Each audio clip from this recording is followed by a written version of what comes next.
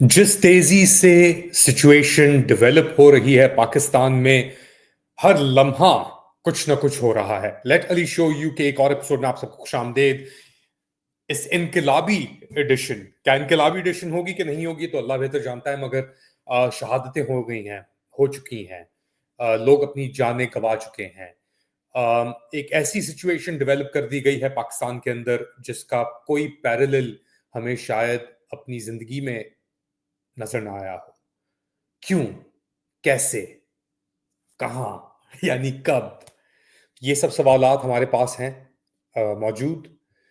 लेकिन इसके ऊपर अम, अब क्या होगा, कैसे होगा, अगले चंद घंटे, अगले चंद दिन बड़े सिग्निफिकेंट हैं पाकिस्तान की तारीख के अंदर।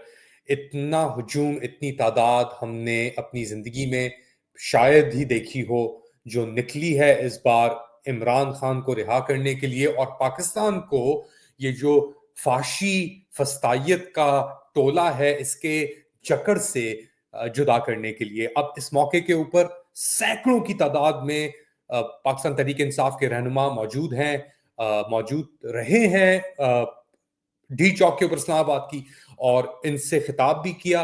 बुशरा बेगम ने बात भी की और अली अमीन गंदापुर साहब ने भी बोला। तो पहले सुनते हैं कि बुशरा बीबी ने इनसे क्या कहा। ये है कुछ देर पहले की, कुछ घंटे पहले की ये वीडियो है। इसके बाद फिर टीयर गैस शेलिंग भी हुई, तो ये खतो खताबत रुक गई खताबत। मगर ये क्या कह रही हैं, कह रही थी उस वक्त, सुने। आप सुनते जाएं, आप पहले सुनते जाएं। उस कोठरी में खान को रखा और वो इतनी गंद से भरी हुई थी कि आप उसका तस्वुर ही नहीं कर सकते। खान को जमीन पे सुलाया जाता था। फिर जब मैं गई, खान ने खुद कुछ नहीं बताया। मैं उनसे पूछती थी आपकी आंखें क्यों सूजी हुई हैं? वो कुछ नहीं हुआ। मैं कहती नहीं, आप बताएं आपकी क्या आंखें क्यों सूजी हुई हैं? मैं इतने दिनों से सही तरह वो सो नहीं सके। मैंने कहा क्यों? उन्होंने कहा ना चटाई है ना चादर है। मुझे इन्होंने कुछ नहीं दिया और जमीन पे इतना गंद है कि इंसान सो ही नहीं सकता। हमने शोर मचा के जब कहा कि खान को चारपाई दी जाए तो ये थी बुशरा बेगम और बुशरा इमरान खान, अहलिया इमरान खान की, और ये बता रही थी कि किस हालात में वो रह रहे थे अपने इस जेल सेल के अंदर। उनके साथ क्या किया जा रहा था, क्या रवैया था, कितनी बुरी कंडीशंस थी। और उन्होंने ये भी कहा कि मैं यहां से नहीं जाऊंगी जब तक इमरान खान रिहा नहीं हो जाते। तो एक बहुत सवालिया निशान बन के रह गया है, आ गया है मेरे ख्याल से अब के हुकूमत की जो हिकमत अमली है, क्योंकि हुकूमत ने तो सीधी फायरिंग की है, सीधी गोलियां चलाई हैं। और वहां से क्या मनाजिर आ रहे हैं, वहां से क्या मनाजिर आ रहे हैं वो भी मैं आपको दिखा देता हूं। आप देखें कि अस्पताल के अंदर लाइव फायरिंग हुई है और हवाई फायरिंग भी की गई है। हवाई फायरिंग की गई है अपेरेंटली, और लोगों के सरों के ऊपर जाके गोलियां लगी हैं। तो ये सिचुएशन है अस्पतालों के अंदर जो डेवलप हो रही है। आप जरा इसको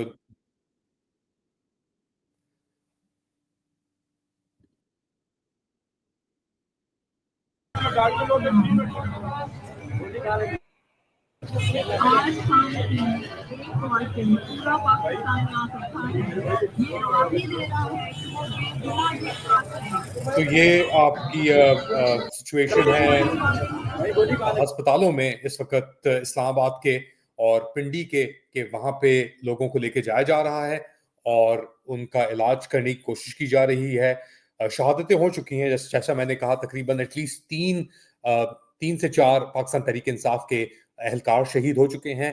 तकरीबन 4 रेंजर्स या पैरामिलिट्री फोर्सेस के एहलकार आखिरी इतलात तक शहीद हुए थे। अब ये फिगर्स ऑब्वियसली इतनी तेजी से, इतनी रफ्तारी से ये तब्दील हो रहे हैं कि कोई भी फिगर देना मेरे ख्याल से मुनासिब फिलहाल नहीं होगा, मगर फिर भी आपकी इत्तला के लिए बता रहा हूँ कि ये सब कुछ हो रहा है। अब हमारे पास क्या एविडेंस है कि इसके पीछे कौन मुलविस है? तो मतीउल्लाह जान साहब बहुत ही एक नामवर सहाफी हैं, और उन्होंने एक रिपोर्ट की और एक आई विटनेस जिसका भाई मारा गया था उससे जाके उन्होंने बात की। और वो क्या कह रहे हैं उनको ही मुलाहिजा कर लेते हैं। थोड़ा सा क्लिप आपके लिए चलाता हूं उनके वीलॉग का। के भाई के सफीर अली जो हैं उनकी नजरों के सामने अचानक बकौल सफीर अली के ये सरकारी गाड़ियां थी, और वो सरकारी गाड़ियां क्या थी, कौन सी थी, आइए आपको उन्हीं की ज़बानी सुनाते हैं। अस्सलाम वालेकुम। मैं शहीद मोहम्मद इलियास, मेरे भाई की डेथ हुई। मैं उसका भाई सफ़ीर अली वल्द इलियास हुसैन बोल रहा हूँ। मेरे भाई को आज इन्होंने, ये हमारी रिहायश G13 पे, वहाँ पे ये पीटीआई की जुलूस जा रही थी, तो ये रेंजर वाले और पुलिस वाले शेलिंग कर रहे थे। जब इनके पास ताकत ख़त्म हो गई तो ये वापसी पे भागने लगे, फिर इन्होंने लोगों के ऊपर गाड़ियाँ चढ़ाने लगी। मैं इस चीज़ का खुद गवाह हूँ कि मेरे सामने मेरे बाइक के ऊपर रेंजर्स और पुलिस की 4 वीगो डालें और 4 ट्रक, एक कैदी की भी नहीं, मैंने खुद अपनी आंखों से देखी। इन्होंने चढ़ा के ना लोगों के ऊपर, जिसमें बाइक की भी इसी वजह से डेथ हुई है। तो ये मेरे सामने हुआ है, मेरे सामने और भी 1000 लोग थे, और भी गवाह मैं इस पे ठहरा सकता हूँ। तो ये मेरे बाइक की डेथ इनकी वजह से हुई। कौन सी लोकेशन? ये अपना 24 नंबर के ऊपर, नीचे रोड के ऊपर, ये अपना G14 क्या पता है रेंजर की गाड़ियां? मुझे उसके ऊपर लेबल लगी हुई है सर, लगा हुआ था, रेंजर और पुलिस लगी हुई है ना, और तो गाड़ी वो थी ही नहीं। तो ऊपर कंटेनर, इधर कंटेनर लगी थी, ये भाग के जा रहे थे। ये जब वापसी करते विड्रॉल कर रहे थे ना, जब वापसी करे भाग रहे थे वहां से, भागने में ये सारी कार्रवाई की। फिर से वो लोगों पे उन्होंने गाड़ी चढ़ानी शुरू कर दी। वहाँ पे किसी ने रोका? किसी ने, लोग करते थे ना, आगे पीछे कर रहे, रोकने की कोशिश करते, ये रोक तो नहीं रहे थे, ये भाग रहे थे। तो भागने में जो भी आए सिविलियन सामने आता, इनके ऊपर गाड़ी चढ़ा रहे थे, और भी लोगों को इन्होंने कर दिए। कुछ छोटे जख्मी होते हैं, बड़े जख्मी होते हैं। तो मेरे भाई की मैंने खुद अपनी आंखों से देखे। आपका भाई क्या करता है? मेरा भाई जो है ना, ये 6 महीने पहले एफसी से रिटायर हुआ है। कहाँ से? फ्रंटियर कस्टमर से रिटायर हुआ है। अच्छा, हमारी रिहायश G13 में। तो वो क्यों उधर आया हुआ था? ड्यूटी पे था, क्या था? ड्यूटी में नहीं था, प्राइवेट था वो, तो अपने पीटीआई एहतजाज में आया हुआ था उधर। हाँ, रोड पे खड़ा था एहतजाज, बाकी सारे लोग खड़े हुए थे, देख रहे थे। एहतजाज उस तरफ था, हम तो इधर सारे पुरामन खड़े थे। हाँ, रोड पे। अभी पुलिस में क्या रिपोर्ट दर्ज कराई है आपने? रिपोर्ट में मैंने उनको बताया, वो मुझे बार बार प्रेशराइज कर रहे थे। कौन? ये पुलिस वाले उधर जो बैठे थे, कि आप इस तरह की बयान ना देखें, अपना क्यों इस तरह की बात कर रहे हैं। देखिए, मेरे एक ही भाई मेरा सगा, अगर उसकी डेथ हुई है तो मैं इसके बावजूद भी झूठ बोलूं? क्यों बोलूं और किस लिए बोलूं, और मुझे क्या चाहिए? तो ये मुझे प्रेशराइज करते, आप पुलिस के नाम क्यों लेते? मैंने जब खुद देखे, मेरे साथ गवाह भी हैं, तो कहते हमारा नाम ना लिख लो आप, फिर हम अपना खुद इसमें मुद्दई बांधते हैं। मैंने कहा बनो कौन फिर। कहते हैं हमारा नाम ना ले? ये उधर जो पुलिस वाले जो उधर बैठे हुए थे सारे, मुझे ऊंची आवाज में बोलना समझ शुरू कर दे, चुप करो, ये करो, वो करो। मैंने क्यों? पुलिस पे इल्जाम था, किस पे इल्जाम था? मेरा दोनों की गाड़ी थी वहाँ पे। अच्छा, दोनों की गाड़ी थी वहाँ पे, पुलिस की गाड़ी भी थी और रेंजर की गाड़ी भी थी। बहुत से लोगों ने देखे, मैं उसके ऊपर 1000 गवाह तो ठहरा सकूं। वहाँ पे कोई सीसीटीवी कैमरा भी होगा? मेरे ख्याल में ये जब अपना मेट्रो स्टेशन है वहाँ से शुरू हो जाते हैं, मैं भी होगा शायद। हाँ, होगा, लाजमी होगा। ठीक है। भाई का नाम क्या था? मोहम्मद इलियास वल्द इलियास हुसैन। तो आपने सुना, तो ये थे मतीउल्लाह जान साहब, और ये बात कर रहे थे भाई के जो शहीद हुए हैं उनके भाई से, और उन्होंने कहा कि जो भी हो गया हो गया।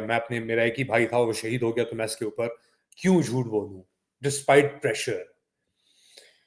बहुत खतरनाक सिचुएशन पाकिस्तान के अंदर, और पाकिस्तान के जो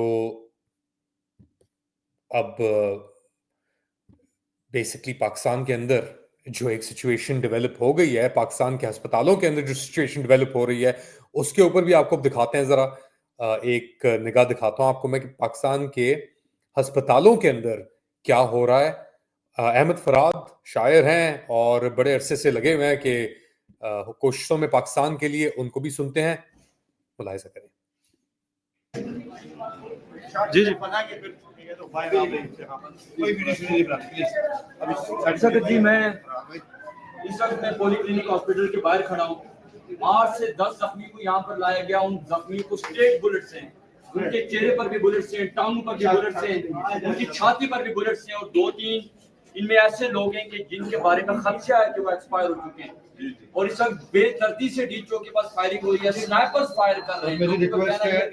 मेरी रिक्वेस्ट है बाहर कर दें या बाहर करें प्लीज।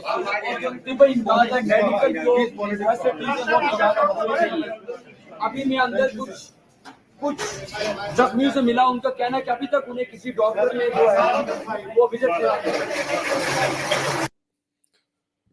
एक बहुत खतरनाक सिचुएशन डेवलप हो गई है पाकिस्तान के अंदर, कर दी गई है, और बस अब इसका क्या अंजाम होगा, क्या इख्तिताम होगा, ये अल्लाह ही बेहतर जानता है।